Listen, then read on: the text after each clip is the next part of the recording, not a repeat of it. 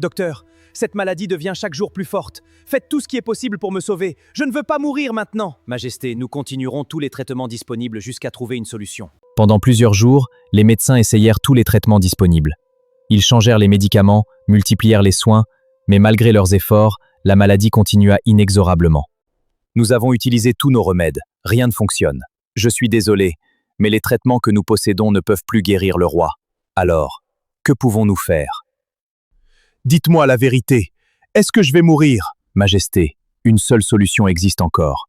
Vous avez besoin du cœur d'un jeune adolescent âgé d'environ 16 à 18 ans. Vous voulez sacrifier un enfant pour me sauver? C'est la seule possibilité. Sans cela, votre vie s'achèvera bientôt. Le roi savait le prix terrible, mais il refusait de mourir. Parcourez tout mon royaume. Trouvez un adolescent âgé de 16 à 18 ans correspondant exactement aux critères des médecins. Nous partirons immédiatement, Majesté, et nous vous ramènerons celui que vous recherchez. Tu rentres chez toi? Oui, ma mère m'attend. Je dois lui apporter ses provisions. Les soldats l'observèrent attentivement et comprirent qu'ils avaient enfin trouvé le garçon recherché. Pourquoi m'emmenez-vous?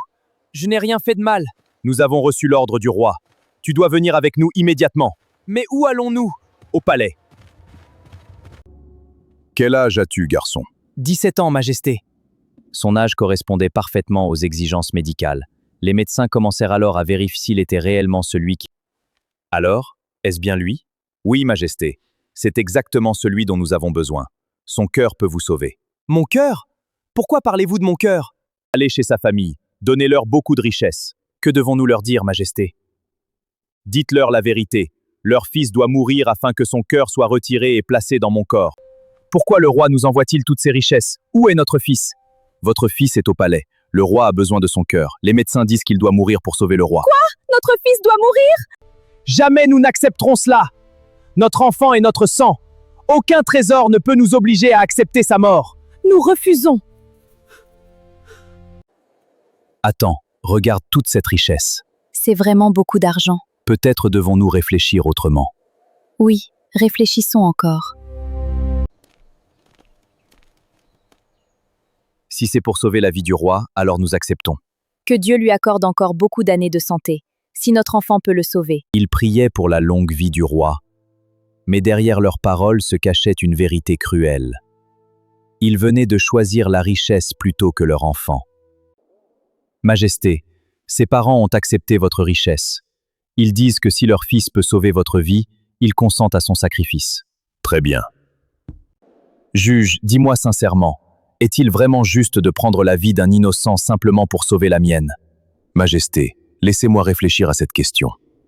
Il n'y a rien de mal à cela, Majesté, si cette mort permet de sauver votre vie. Le royaume doit protéger son roi avant tout. J'ai compris. Le grand jour arriva enfin. Une immense natte fut étalée au sol, les épées furent préparées, et toute la cour attendit silencieusement le sacrifice. Avance, jeune homme, monte sur la natte. D'accord. Tu n'as pas peur? Non.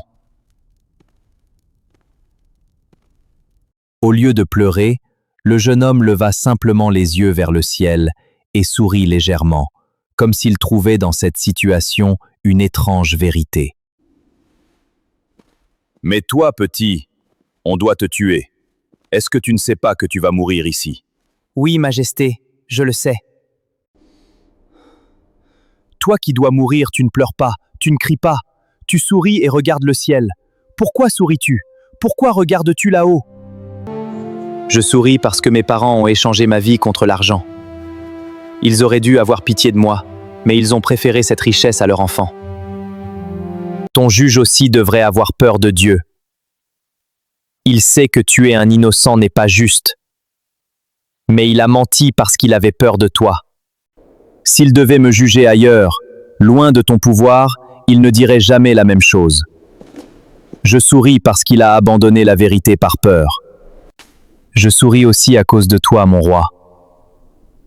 Tu devrais protéger ton peuple. Mais tu acceptes de tuer l'un de tes enfants pour vivre. Tu es le père de la nation. Nous sommes tes enfants. Tu devrais chercher notre bien, pas sacrifier l'un de nous simplement pour prolonger ta propre vie. Même si tu me tues et que cette maladie disparaît, tu finiras quand même par mourir. Tu es vieux, Majesté. Tu devrais avoir pitié de nous. Alors pourquoi regardes-tu toujours en haut? Pourquoi tes yeux restent-ils fixés vers le ciel alors que tu sais que ta vie est en danger? Je regarde Dieu, Majesté. Tous ceux que j'espérais avoir près de moi m'ont abandonné. Maintenant, Dieu est mon seul espoir, et lui ne m'abandonnera jamais. Mes parents devraient être mon espoir, mais ils m'ont abandonné. Le juge devait dire la vérité. Ensemble, nous aurions cherché une autre solution pour sauver ta vie. Personne ne veut me défendre. Alors, qui est mon espoir? Dieu! Voilà pourquoi je regarde le ciel. Lui seul peut décider de ma destinée. Les paroles du jeune homme pénétrèrent profondément dans le cœur du roi. Pour la première fois, le puissant souverain comprit réellement l'injustice qu'il s'apprêtait à commettre. « Pardonne-moi, mon enfant. Je voulais vivre au prix de ta vie. Maintenant, je comprends que ta vie vaut autant que la mienne. Je vous pardonne, Majesté. » Écoutez-moi tous. Si quelqu'un dans mon palais avait réfléchi comme ce jeune homme, nous ne serions jamais arrivés à cette scène terrible aujourd'hui. Soyez tous témoins. Cette maladie pourra être la cause de ma mort. Mais jamais je ne prendrai la vie d'autrui pour sauver la mienne. Libérez-le immédiatement. Qu'il parte librement. Je lui pardonne, et je demande pardon à Dieu pour avoir voulu sacrifier sa vie afin de sauver la mienne. Une semaine plus tard, Dieu eut pitié du roi. Sa maladie disparut complètement. Le roi retrouva la santé, après avoir choisi de laisser vivre son innocent sujet. Retenez cette leçon. Lorsque vous renoncez à faire le mal par amour de Dieu, Dieu peut vous récompenser d'une manière que vous n'auriez jamais imaginée.